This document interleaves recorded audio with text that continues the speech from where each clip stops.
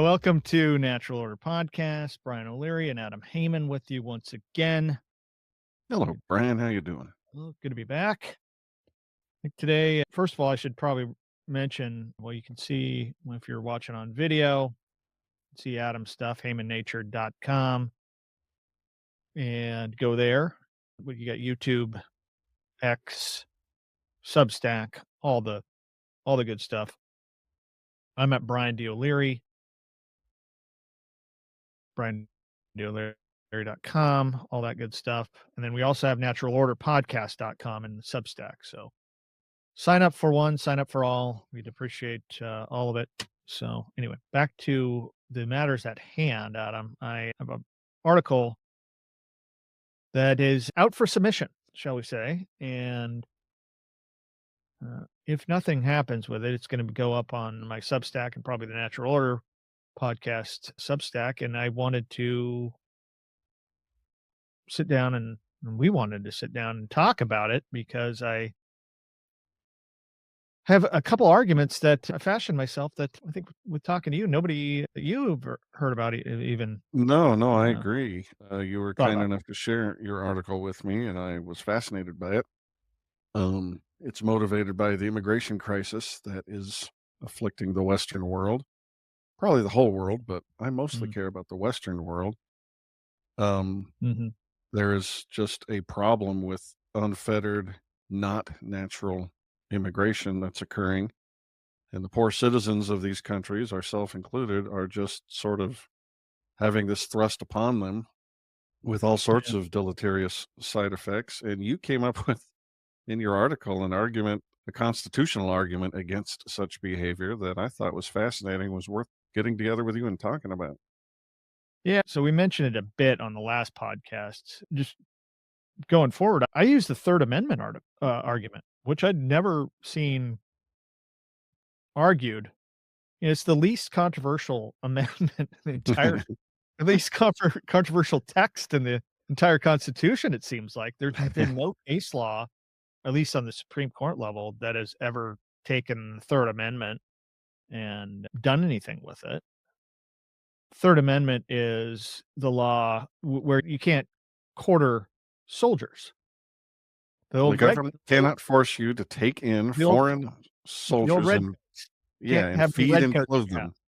So the amendment is simple. No soldier shall in time of peace be quartered in any house without the consent of the owner, nor in time of war, but in a manner to be prescribed by law. And as I was thinking about this, I said, well, what does the Third Amendment say? That's exactly what it says. So you can't have a Navy SEAL in your house. The government can't force you to put a Navy SEAL in your house Hmm. or a redcoat or, a Ukrainian national army guy or whatever it is. They can't do that for whatever reason. It used to happen under the colonial rule. So, but what could it mean? I'm talking specific, strict constitutionalist, whatever they call that, the Scalia type interpretation. The amendment is what it says. Well, I think your argument is Yeah, great. Let's go back in time and talk about what that yeah, yeah, actually meant when people were forced to quarter these coats. I assume most of the time it was. yeah, And quarter meant that they had to, out of their own pocket, provide food and shelter to these people. yeah. I As mean, far as I understand it, it and w it had to do with the what they call the quartering acts, which are part of the mutiny acts, which resulted in the or came from the deposition of King James II in England. And essentially, if you're against him, you were going to get, uh, and you were part of the army, I guess, navy, I guess would to work. But if you stayed loyal to King James, this act, you could be court-martialed in peacetime England, and the sentence is death for not being loyal or devoted to the new King William and Queen Mary. So these acts of parliament have to be renewed every year, these things. So about a century later, after the Boston Tea Party and all this fun stuff, French and Indian Wars before that, they had the quartering acts in the colonies, the 13 colonies, which required the colonists to quarter British regulars and or even give up their house to maybe a colonel or something higher up. It's ridiculous. But what it did was save Parliament a bunch of money. They didn't have to. This is the way they got around taxing the local citizen because they were already feeling the heat that we were getting taxed way too much here, stateside or colony side, I guess it would have been at the time. Yeah, that's the whole point for our purposes here. This wasn't just some weird, quaint imposition of history. These people were being taxed. And this exact same situation is happening now, right? That's why this argument is so brilliant. Right. And Our then taxes are being used to to quarter these immigrants I call it a who are distinction without a difference. exactly, yeah. Think about zooming in to a municipality, even a big one like New York City. What is happening when the government is using your taxpayer dollars to pay these hotels to house immigrants, plus all these other social programs that they're being lavished with at the expense of the citizenry? I mean, it's getting pretty close to being forced to, especially when the ideology of these immigrants, not all, obviously, but a disturbing number of them, they're not here to embrace the American dream and, just live a good life. They're here to, their preferred form of government is not our own, and they would love to change that. I mean, Mhm. that's what Sharia is. And anybody I who is called I prone, called them soldiers, but by a different we're not calling them soldiers, but they're essentially foreign soldiers or allegiant to if armed, which often they are, the bell curve suggests this. Not all of these migrants and refugees are peaceable human beings. There's a good amount of them that are come in armed and hostile to the host right? nation. Each and every one of them that's willing to use violence on American citizens should be viewed as a foreign army personnel. They're not peaceful. And so if your government is taxing you to quarter these people in and amongst yourselves, what do you call that if not a violation of the Third Amendment? I liked your Right. argument, Brian. I think it's brilliant. Yeah, and so I think if you had loose construction of this, what could it mean? You could throw anything at it, right? So does the Sure. Third Amendment now have teeth is what I ask. I don't know. I don't think that anybody is really gonna go down this line of argumentation in the government, but I think they should at least consider it. Yeah, I think the teeth of your argument isn't going to be some legal, action. What the purpose is, if it catches on, is to it's an adjustment in your frame of reference to change the way you think about things. Is what the government is doing, here American? And should we keep doing it? I don't think anybody's going to bring a constitutional, claim against anybody here. That's just not how our system works anymore. But if it changes the way people think, that's good enough. Yeah, moving the what do they call it? The Overton window Overton to window, yeah. think about these things in a new way, and I'd be interested in see if we can do that. But like I said, I'll have this article out, but probably by the time this podcast is released, it should be up and at 'em and it should be in the show notes because I think there's a lot to be said for it. I mean, there could be an entire book or, uh, you know, academic paper written about this. Mine is just a strong personal voice. You have it in your article, but I've forgotten. What was the number on the list of grievances that this particular 13 of 20, it came from the Declaration of Independence. It Declaration of was the Independence, yeah, so 13th it of was so 27 total. irritating.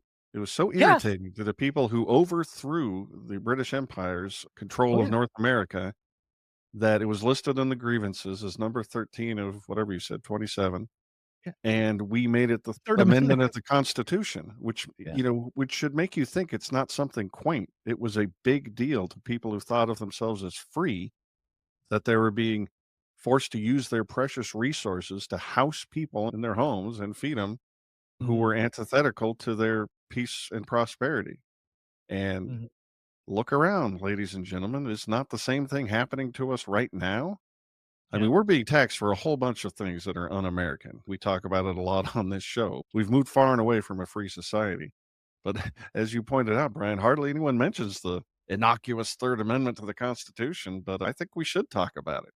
Yeah, and I think what happens is we've been thrown off a little bit, thrown off the scent a bit for generations, perhaps. We talked about the Mexican immigration problem. We even talked about this on the last episode we did, Adam, and you I think you mentioned that it was a manageable issue. I mean, if done right, yeah, there were, immigrants coming in and there's immigration raids and all this stuff, but it was a manageable problem, particularly on the West Coast, and it Right. was not an issue really when you get east of the Mississippi usually. It's not even really a concern. Mexican immigration is typically along the southern border, Texas and west to California and north from there.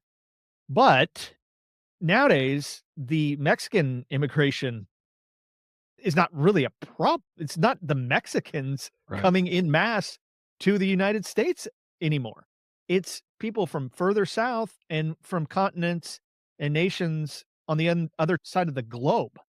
They stack up in Mexico and then charge over the border, and it was feckless during the Biden administration. As we said on that last show, it's not natural, this pattern of migration. Now they're flying them in on planes, And and as you were talking, that got me thinking. I do believe that we need a lot of immigration, and I do believe historically it's been manageable. And I think there's three primary components. One is that it is, again, natural and not something forced by some foreign government or some NGO or, God help us, our own CIA if things like that are what's happening here. So it has to be something that's just organic migration. And the second is the people that come here want to come here because they value and respect our legal tradition. Like I said before, if they want to come live the American dream and be peaceful and work hard, well, usually people say pay their taxes at that point in the clause, but I don't want you to pay your taxes. I don't want to pay them myself. But anyway, if you share our values and want to come here and work side by side with us, that's great. That's the second point. And the third point that matters whether immigration is good or not good is if the existing citizenry are being taxed to subsidize the practice. And that's what's happening to us right now, which is why so many Americans are so upset about these migrants. I mean, they're turning into xenophobes and racists. And a lot of it is just the fact that we're labeled our, as well, yeah, but even it's some of it's true. And if you're being fleeced by your government for the benefit of people who don't look like you, don't sound like you, don't talk like you, and seem to actively hate you, that will create genuine racism and xenophobia. That's not irrational. It's unfortunate, and we should fight against it. But there's a reason people feel this way. It's not stupid. It's not just some backwards hicks who aren't multicultural enough and aren't cosmopolitan. The actions of behavior of our government is making Americans racist. And look at Western Europe, it's even worse over there. yeah, but my article started, talking Dateline Dublin, Right. where this is a story not readily reported on in the United States media, but this fella on Twitter, he said, while Irish restaurants are closing down on a daily basis, a new Somalian restaurant has opened up in Dublin. It's an extremely uncomfortable feeling to witness your people, culture, and history disappear before your eyes. Ireland is no longer, or it's getting less and less Irish by the day. Right. The policy why they're doing this, but specifically, Somalians and East Africans and Pakistanis are those are the people that are coming into Ireland, for crying out loud. This is an entirely different population, and it's been like you said, the Irish people are being taxed. Yeah. They're building huge dormitories for these people, and they don't like it. They're not of the same culture, of the same beliefs. They are oftentimes the people that have been kicked out of their own countries for hideous crimes they've committed, and they're committing the hideous crimes now abroad in London, England, and it's been a problem there for generations too. So I don't know. There's no easy solution to this problem other than to get people thinking about the way I think about it is America for Americans. I don't care who you are. If you're an American, you should stand up for America, not American. You know, not the neocon version of it, but it's where I live. It's my home. Yeah, I'm going to make a case for freedom because hardly anybody ever talks about it because it's so far in the distance, we're nowhere near it. But if there were no oppressive government, by which I mean no government, and all property was private property, and who comes and who goes. That decision was made by the owner of said property and, contract and whatnot. And if in that exchange, or if in that environment of freedom, the people of Ireland, supply and demand made it such that the culture of Ireland diminished somewhat and the culture of Somalia rose somewhat just because natural immigration patterns based on freedom of association of various people and private property, if that's just the way it shook out, I wouldn't have any problem with that.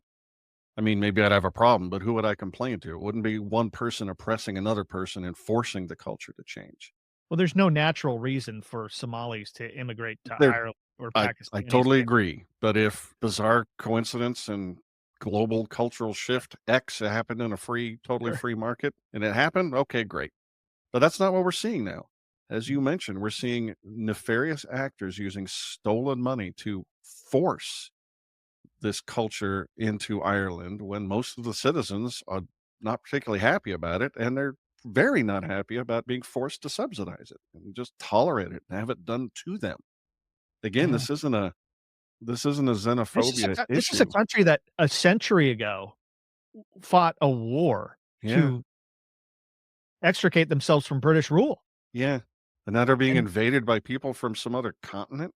they're not doing it. We don't have those people there anymore, just like in America. We don't have the fellows that pitch the tea off the boats into the harbor. We don't have those type of people in mass or enough of them to make a blip really even in the radar, if you will, Well, and the reason I bring it up is because too often I see the argument against this forced unnatural immigration paid for by taxpayers.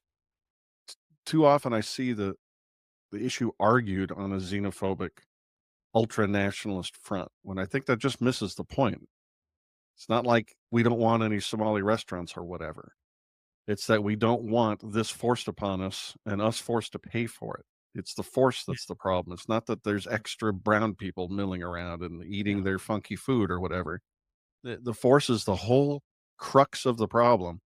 And unfortunately, most right wingers just sort of gloss over that.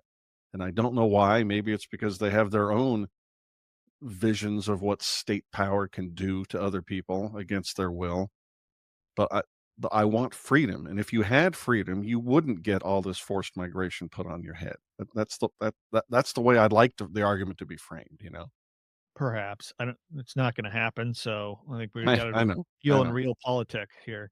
So, I don't know if you us saw it, Brian, us but having my people having the power is better than the other people having the power. That's what I see today, and I think I don't know if you have one more point, but we were gonna just one brief one. yeah.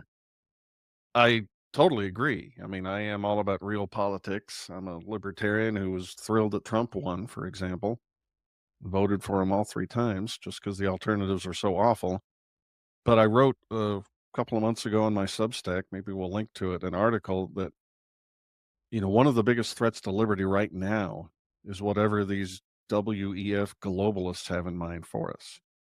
There's a lot of people who vision a one world liberal government to enslave us all, and I oppose that vehemently. And that means that my current political bedfellows are often nationalists because they oppose globalism.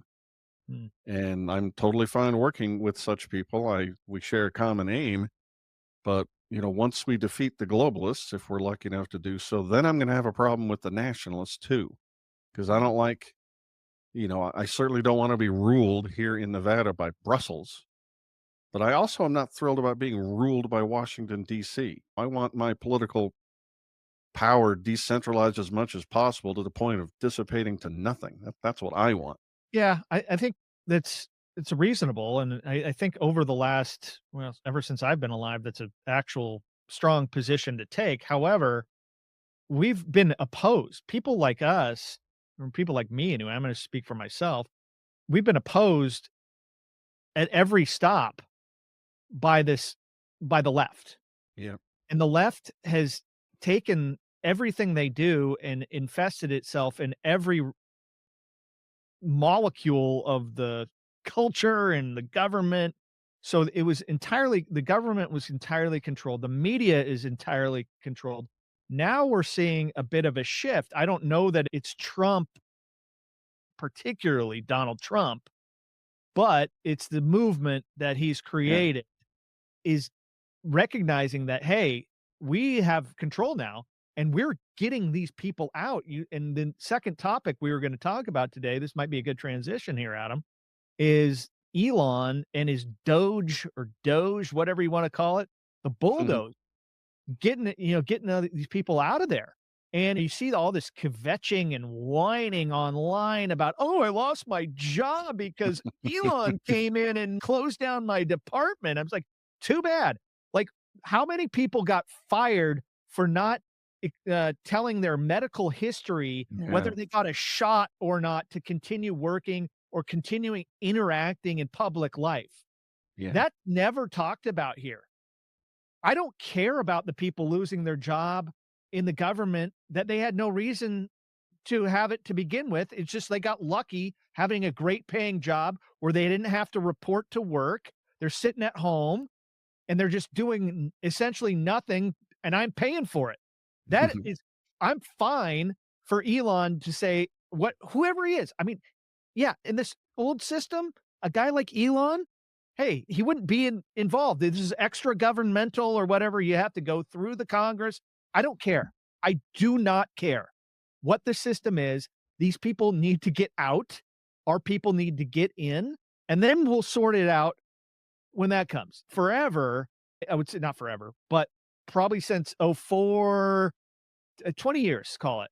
I've been on the side of libertarians by and large because these were the only people that were addressing some of the problem. I'm not a libertarian. I've never claimed to be one. I'm libertarian adjacent. We do the show together. You're plumb line libertarian. I just frankly not. I disagree with a lot of the things. But these are political bedfellows, warm political bedfellows for me, For sure. or at Yeah, least for have sure. been. And I'm Yeah. and I'm worried that, I want our people to get in and get in power and get in positions where they can just, you know you talked earlier about the taxing of the American public. That's a huge thing. Libertarians are against the tariff, for instance, by and large. I am pro tariff. I'm an economic nationalist. What it does is puts the burden of taxation on other governments, other countries. Libertarians, a lot of it, pretty much most of the economic profession would disagree, but I'm like, okay, well, we're already taxing our people with the income tax, Yeah. 50% Yeah. roughly Yeah. by and large over across the board. Why doesn't that burden shift? Yeah, I'm still going to be paying taxes with the tariff. I completely agree. But if we got rid of the IRS and got Elon and Donald's ERS in place instead, I think we'd be cooking with gas. But So, I mean, one of the reasons I'm closely aligned with people like you and people on the right is that most of the government's expense, none of us want.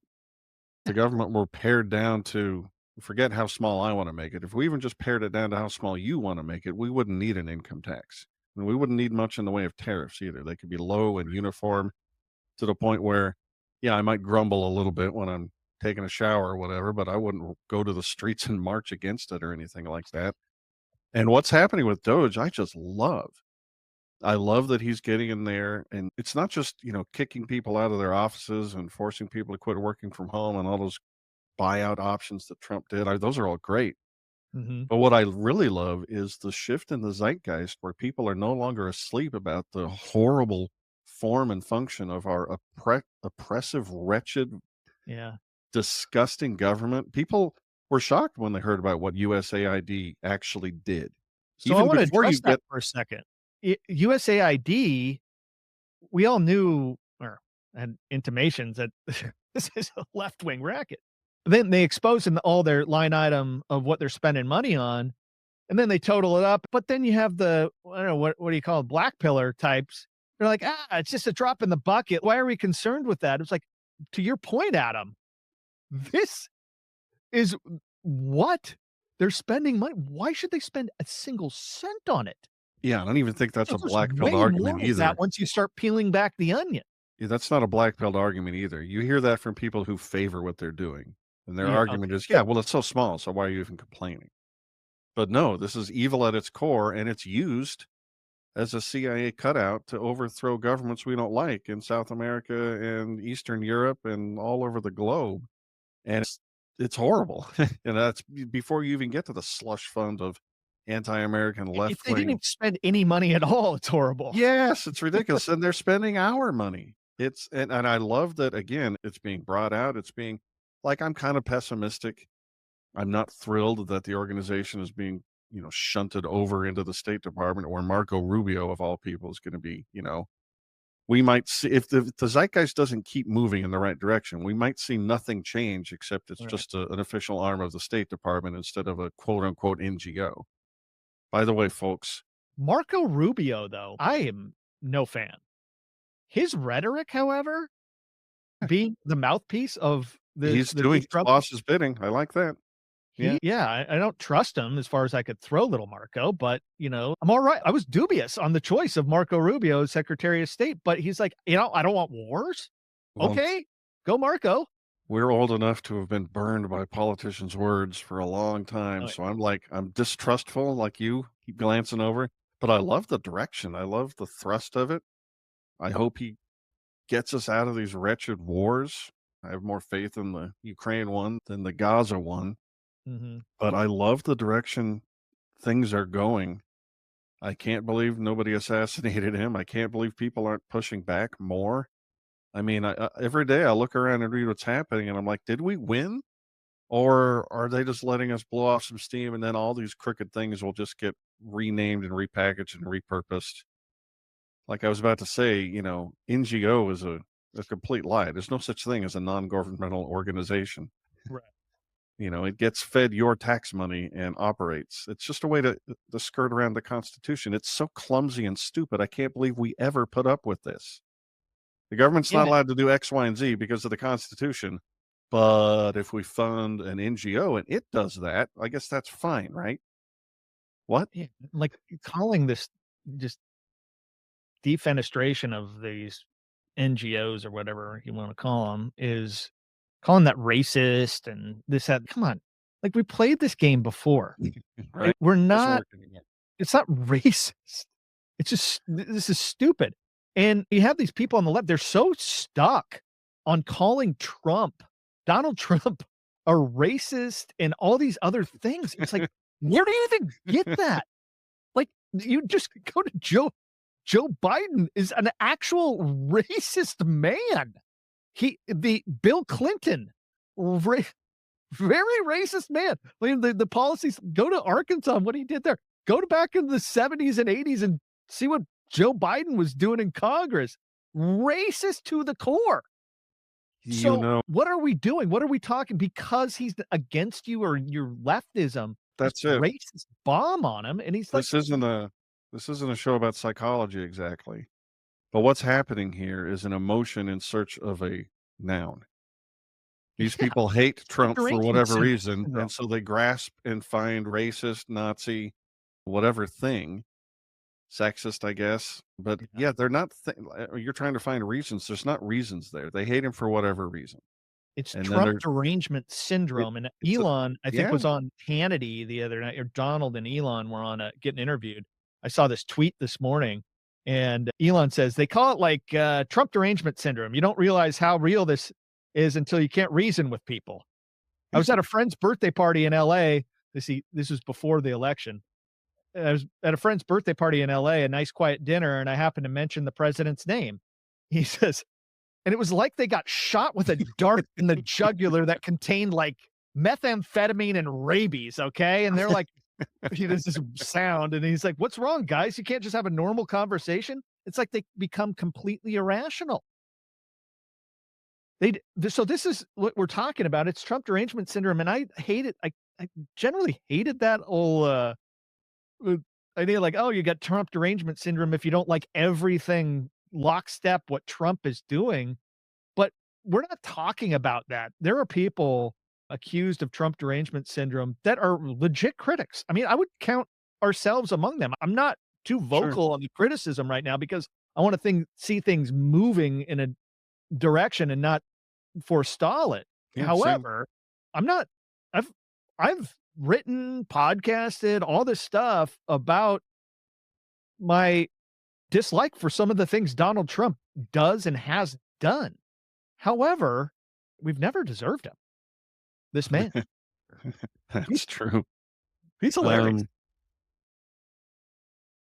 yeah, and he's got the whole government acting like they're not so pompous and stiff anymore, which I think is great. Mhm. I think JD Vance called someone an idiot on Twitter here recently. It's like that never happens. Yeah. I do Well, it's love 'cause that. I don't think these politicians should be revered. I don't like it when they pretend to be these, stuffed shirts, these when they act like the Greek gods we're all supposed to think they are. I like that they're more human. And yeah, like you said earlier, I think one of the silver linings of COVID is that people don't trust government anymore. They never should have, and now they don't trust experts, quote unquote. They're starting to understand that people all have interests, that public choice theory isn't just something you read in a dusty old economics textbook. Politicians don't lose their human nature when they get elected. They're still mm, greedy and venal and self-interested. Nothing's changed. I think we're leaning towards being a more healthy populace who doesn't just have this blind trust anymore, and I am all about it. When right after Trump got elected, I was on the first ever Contra cruise with Tom Woods and Bob Murphy celebrating their yeah. show Contra Come Crewman, yeah. The Tom and, Woods cruise coming up here, guys. I'm very Adam excited. Yeah, Adam's finally. Adam's on his way here in the next couple days. But some reporter snuck her way in there, I guess didn't sneak, Heard about to, this. like, write a hit her point Yeah, was to write a hit piece on this weird right-wing, anti-Keynesian, anti-Krugman group of people who get together on a cruise to celebrate it, and she got largely defused by how awesome we were and the fact that Tom was so upfront with her. But anyway, I'm quoted in that article. I don't remember if this was part of it, but at some point she was talking to me and asked me what I thought about Trump, and I said, "I think it's great." So she starts scribbling, and I said, "Well, hold on, you didn't hear why." I've right. hated every president that's been elected in my lifetime, and I just am thrilled that now with this one, so many people, hate him, hate the president too. It's like, "Yay, finally." Yeah, And then I had no idea it would get to be I mean, I could never have predicted in 2016 what the deep state was gonna do to his presidency, and in doing so, let the masks slip and out themselves the way they had. And then to have Biden come in and be as corrupt and obvious and naked as he was and yeah, is, and the mask slips even more, and then what he did to us over COVID and all the lies and all the oppression. And then to have Trump come along, like we've talked about before, his second presidency, if he hadn't been ousted by whatever shenanigans were done to get Biden to quote unquote win that election, his second term would have been terrible if that hadn't happened. And now I'm excited about the possibilities of his second term. We might actually see right. the box gets shaken. The corrupt, enormous, oppressive, expensive, murderous box we call government is getting a good shaking, Yeah, and you mentioned right in front of the public to observe it, and I'm thrilled. you mentioned the deep state. I'm not entirely sold on the theory as you are, but I think if you're talking about it in broad strokes, the media would certainly be part of it, and you had a incredibly hostile media. You still do, but in 2016, you had an incredibly hostile media. 2020 got even more hostile, it seemed like, anyway, because they thought that Trump was essentially just a pretender, and they actually actively encouraged Donald Trump to run because they thought it was such a joke, but they didn't understand the people. Now, you fast forward to 2024, and this media structure has been not totally cut out at the knees, but it's been deracinated day by day more and more. It's And you unstoppable. you have a lot of these independent outlets, naturalorderpodcast.com, that's where you go. And you have Twitter, X, and all these other places, YouTube, heymannature.com.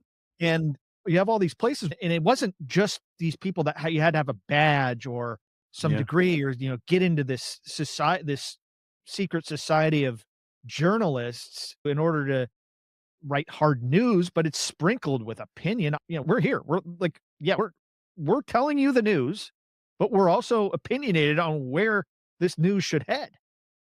So, And I the public has spoken, like, more people listen to Megyn Kelly now than ever anybody did, Oh, back when she was on cable news. yeah, And or I the think Today that's Show. Like, yeah, I think that yeah, jeez. I think that's great. I think, again, it's part of that cultural zeitgeist where people are waking up and going, "Oh, the talking heads aren't telling me the truth. I need to search elsewhere, and people need to prove every day why I should listen to them." And we're only seeing the beginnings of this. It's like it's like a dam has burst and the water's going everywhere. I don't know where it's gonna end up, but it's gonna be in a way more natural place after than it was before. The stranglehold the deep state and corporate media had on information was yeah. poisoning us, and that's gone now. Yeah, and I see a lot of President's Day was earlier this week, and I write probably more than the average, well, certainly more than the average bear about Richard Nixon's presidency, 'cause I see a lot of parallels, particularly with Trump. You had Nixon come in and landslide victory, which Trump didn't. He's reversed this whole thing. And then the media was so hostile to a Republican because they were, the left was getting all the gravy from JFK and LBJ and all that stuff. And Nixon comes in with a mandate, essentially. We're gonna we're gonna shut this down. He didn't do a great job, but that was the idea. He didn't have an Elon on his Yeah, side, like coming in and wielding the hammer. He was trying to be diplomatic to all the Americans and all sides, and the news media would not have it, and they initiated this essentially coup, which resulted in Watergate against President Nixon. But Nixon had these landslide electoral victories, and he was liked, he was loved, way more than Trump, and they turned him into a demon. I know. But now you have this media structure that was so powerful back then. You had the 3 networks and you had the New York Times, Washington Post. You still have that stuff, but they're not nowhere nearly as powerful with all this other stuff we're talking about. So I'm hopeful in the future that we get more of the grassroots If, groundswell, whatever you wanna call it, to I you know, agree. yeah, If our let's just take for granted for a moment that our optimism about the future is well-founded and that something meaningful and permanent that reduces the size and scope of government occurs because of Trump's second presidency and Elon and Doge and whatever Vivek does in the future, Ramaswamy. Let's assume that all he our won't hopes and he won't dreams, do anything great. the future is uncertain. But I want to emphasize your point that this couldn't have happened until now, and it's for a lot of reasons. The public wanted something different when they voted for Nixon, but they didn't know what they wanted. Right. And the right, in particular, was still too enamored with government power for anything serious to change. I Yeah. think you needed to have that sentiment, and then you needed to have people like uh, Pat Buchanan out there talking in sensible ways all this time, and then you had to have people like Ron Paul Yeah. have his 2 amazing presidential runs, 3 really, but the 2 that counted were in the GOP, Yep. and that he started to build a movement, he started to get some attention, it didn't crack the system, and then you needed to have the change in technology come along to Mhm. make avenues of communication pop up that let us get around these gatekeepers, and you needed the confluence of all those threads throughout history to get us here, and again, I hope this isn't a mirage. I hope this isn't a fever dream in the prison cell, That's the and we worry, isn't it? yeah, and then we wake up and go, "Oh, no, nothing's changed." Yeah, and I think, I always brace myself about being too hopeful, but, Yeah, yeah, particularly since you mentioned this could happen, in consecutive Trump terms, and, right. uh, what I always think about, though, however, even if what we hope or what Doge has planned doesn't come to fruition, how much worse would it have been with Mhm, Kamala Harris? mhm. It would have been extraordinarily worse. They would have still had the levers of power. The media would have been more emboldened, and we'd be way less free. The In grip would have We're just talking tightened. 3 weeks or whatever, like, where's my calendar? Like, 3 weeks. We're still stuck in the grip of an anaconda, but the grip is loosened, and there's a chance we might get out. If that idiot, drunken idiot plant of a vice president, if Kamala Harris had won, The anaconda would have squeezed even harder to the point where I don't know if we could have ever gotten out. Yeah, yeah, I don't know. I'm thankful that it didn't happen. She would Well, probably her FEC would probably shut down the internet, right? I mean, if they're finding that their power is chosen by a free internet, well, I know how to fix that. oh, China yeah, fixed it. yeah, Elon Musk would be probably in He'd jail be right in jail, yeah. And might not maybe not even an American jail. Maybe they would have shipped him off to some country in Europe and hung him by his toes. A lot of people were at serious risk if things had gone a different now. way. If Donald Trump would be, I don't know if he'd be in jail right now, but he'd be mired in more and more lawsuits, frivolous lawsuits that he's had to fend off over the last and several I years. assume that would only increase. If they get away with that, they'd go after Mhm. anybody, right? Yeah. They'd probably throw Tucker Carlson in jail, and, I don't know who else. Yeah, I mean, let's not fearmonger, but the Natural Order podcast might be a thing of the past too. Uh, I mean, we wouldn't make it past the FEC if they no, determined that we monitor and regulate content on the internet, right? yeah. My show wouldn't make it. No, I mean, I'm only half joking. So, Yeah, yeah, no, I think you're right. I think we, I was about to say ducked a bullet, and then I remember what happened in Butler, Pennsylvania. This has been such a weird ride, Brian. totally. I don't believe in the simulation theory or anything like that, but I think it's a fundamental construct. And in that frame, this video game is getting really, really interesting. We're getting up to the high levels, and I'm Yeah. just amazed at everything that's going on and how Well, dramatic it yeah. is. What a gripping Yeah. ride. Yeah, it is gripping, and it's for me, it's been a lot more fun. I was nervous, man, in November, Yeah. because I saw all the signs pointing to maybe even worse than what happened in the past. And luckily, enough people smartened up, wisened up, got a blast of cold water on their face or something that they said, "All right, well, I'm either gonna vote or not vote." Yeah. I'm no longer gonna vote for the Democrats, but I'm not gonna vote for Trump. Fine. I don't care. Fine. Or that somebody was a fence leaner said, "I'm finally gonna vote for Trump here." Good, fine. As long as you don't like, my position the whole time was you have a moral imperative not to vote for Harris. And there's still a lot of grossly immoral people in the United States, the way I sit here, but, I totally get your point. I try to throw those people a bit of a moral bone just because I know how much for most people it isn't really morality no, that yeah, is what's going on here. We're tribal. We're a very tribal like, species, and once you've picked a right. side, you just go along with it. And that's just as ugly and has such pernicious effects, but it's not like these people are irredeemable. They just need to be in a better environment, and then they'd go along with the better thing. These are the people who used to just reflexively say it's a free country, you know, and now they say something worse, something more big government, pro-statism, left-leaning, but they're just going along with the cultural zeitgeist, they're not. Yeah, building a better environment, I like that term. Essentially, what we're trying to do. Yes, I'm not yes. trying to kneecap my opposition. Yeah, come on in. It's gonna be a better swim here, folks. Yeah, yeah. Yeah, That's why I was so I totally agree. Dave Smith was one of my heroes, host of Part of the Problem, and when Zuckerberg came out and said he's totally changing his censorship policy or whatever it was on Facebook or Meta or whatever he's calling it, I don't trust Zuckerberg either, and he's obviously just going whichever way the wind blows, but I was just shocked that Dave and Robbie were lambasting him so badly. It's like, "Guys, this is what winning looks like." yeah. Most people just go along with the crowd. It's not like every single person who now is doing the right thing does so because they've had a firm change in their convictions and they see the error of their ways. That's not how humans work.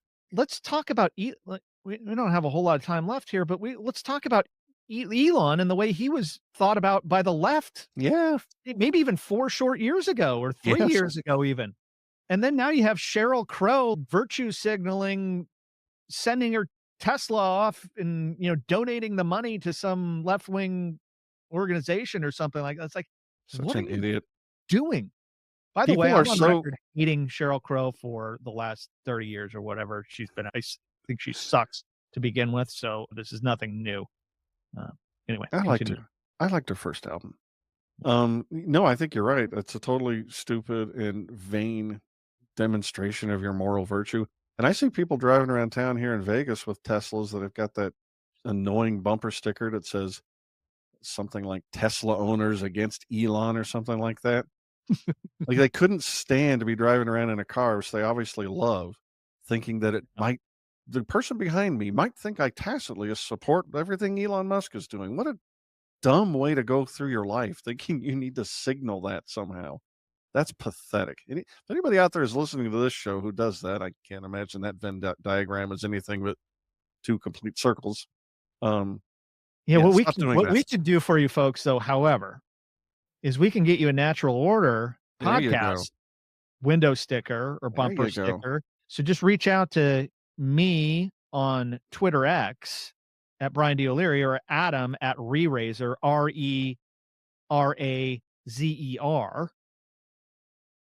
and then we can hook you up. If that's We something could you want, we rather than can having a definitely hook you stupid up. Yeah. Tesla owners for And I've seen those against bumper Elon. stickers. They're very bland. They don't have any color, no excitement, no fire. And I think Oh, ours green would fire. have a nice Yeah, green green fire. fire. Yeah, that offer is legit. We'll hook you up. Yeah, no problem.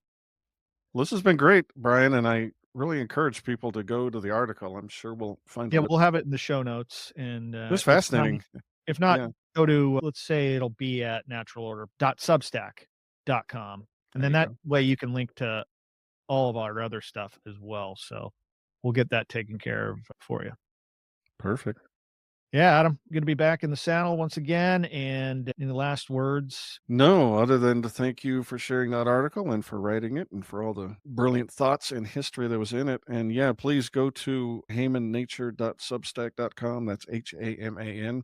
And also look for me on YouTube at Hayman Nature for my show, which is also available as a podcast. We should also mention, Adam, that you've been doing a lot of shows with the great economist, Robert P. Murphy, Indeed. and, those have been good back Yeah, and go forth. to bobmurphyshow.com to see his version, although it's the same episode. We do these crossover episodes that air on both his channel and mine, and he's smart. And funny, and those episodes are great. I very much enjoy working with him. Yeah. All right, guys. Naturalorderpodcast.com is where you go for everything else, and that's the clearinghouse. And we will be back with you soon. And take care.